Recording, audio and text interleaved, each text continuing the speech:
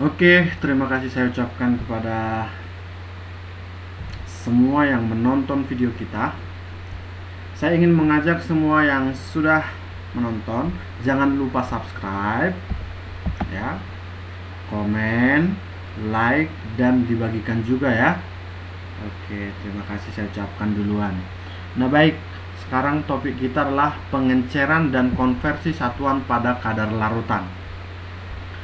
Nah, pengenceran adalah penambahan pelarut dengan tujuan untuk menurunkan konsentrasi. Jadi, pengenceran itu tujuannya adalah untuk memperkecil konsentrasi. Nah, misalnya kalau di laboratorium ada H2SO4 katakanlah 5 molar, sedangkan kita butuh jadi 0,5 molar. Nah, berarti larutan itu harus kita turunkan konsentrasinya atau diencerkan.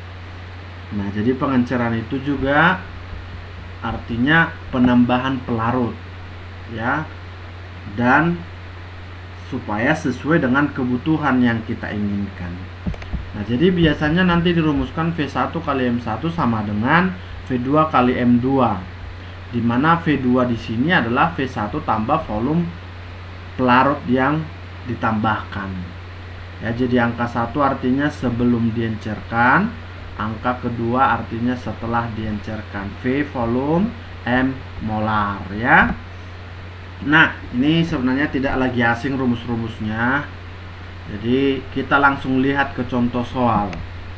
Yang pertama, ada larutan 100 ml untuk larutan asam klorida, konsentrasinya 0,5 molar, dicampur dengan air sebanyak 400 ml, berarti artinya ditambah air 400 ml.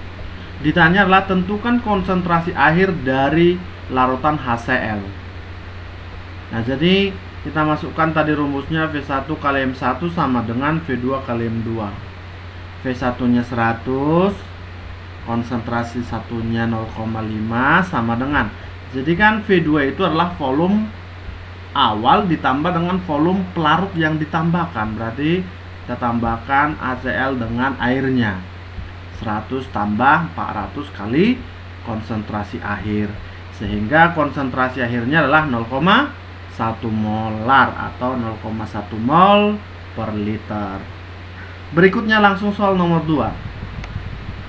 Nah, ini sebanyak 20 gram NaOH dilarutkan dengan air hingga memiliki fraksi mol sebesar 0,25.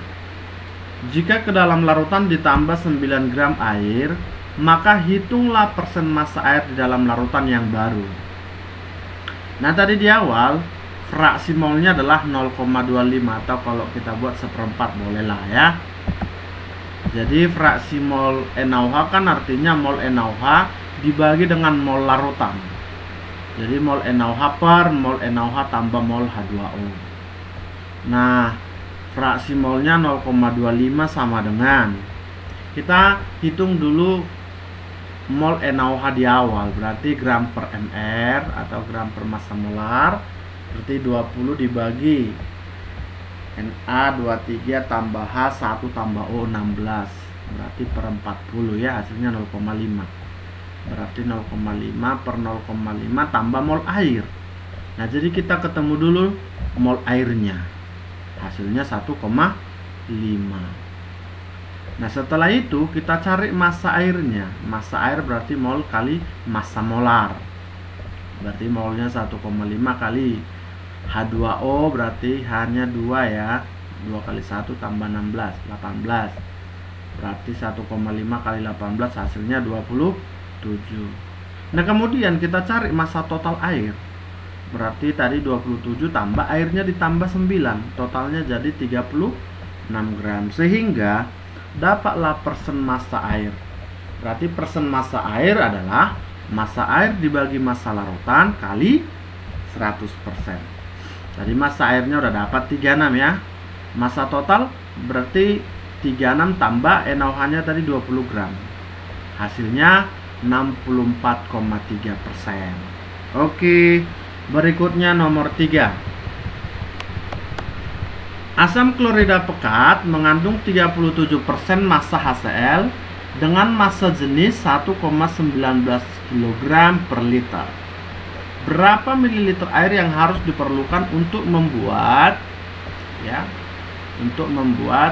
500 ml larutan HCl 0,4 molar.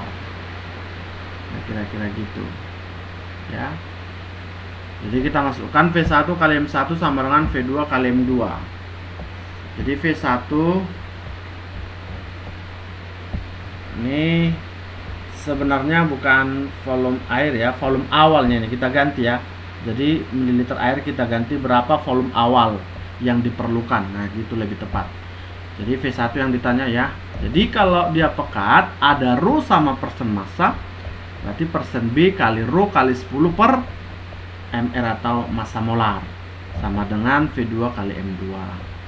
V1 kali, ini persennya nggak usah dimasukkan, langsung 37 saja kali 1,19 kali 10 per HCl itu mR nya nanti atau massa molarnya 35,5 tambah 1 36,5 sama dengan hasilnya jadi 500 dan konsentrasinya 0,4.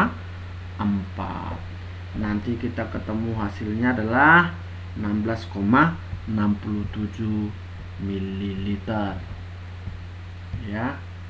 Berikutnya untuk soal nomor 4. Sebanyak 2 molar larutan HCl dengan massa jenis 1,19 kg per liter akan memiliki molaritas sebesar berapa? Nah, jadi kita berangkat dari pengertian molal dulu. 2 molal kan artinya 2 mol HCl dalam 1 kg air. Ya, mol per kilogram itu artinya molal. Berarti dapatlah massa HCl-nya mol kali massa molar, berarti 2 kali 36,5 mR-nya ya, sama dengan 73. Massa larutan berarti massa HCl tambah massa air. Hasilnya 73 tambah 1000 tadi, 1000 gram air atau 1 kg, berarti 1073 gram lah massa larutan. Setelah itu kita cari volume larutan. Volume larutan itu kan berarti massa larutan dibagi rho-nya. 1073 bagi 1,19. Ini tadi massa totalnya bagi rho-nya. Dapatlah 901,7 mili. Berarti molaritas sama dengan mol zat terlarut kali 1000 per volume ya. 2 kali 1000 per 900,7 sama dengan 2,21 molar atau 2,21 mol per liter. Oke, itu untuk yang nomor 4. Nah, oke, nomor terakhir. Suatu larutan gula C6H12O6 dilarutkan dalam air hingga membentuk konsentrasi 2,5 molar. Setelah itu ditambahkan air sebanyak 1 liter. Nah, jadi kalau air karena rho-nya 1 gram per mili atau 1 kg per liter, berarti massa 1 liter air itu artinya 1 kg air juga. Ya, jadi massa sama dengan volume. 1 liter berarti 1 kg. 1 gram berarti 1 mililiter. Jadi massa air ini di awal 1 kg ya, 2,5 mol HCl dalam 1000 gram air.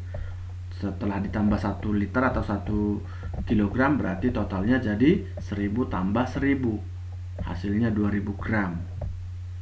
Nah, itulah massa air di totalnya 2000 gram.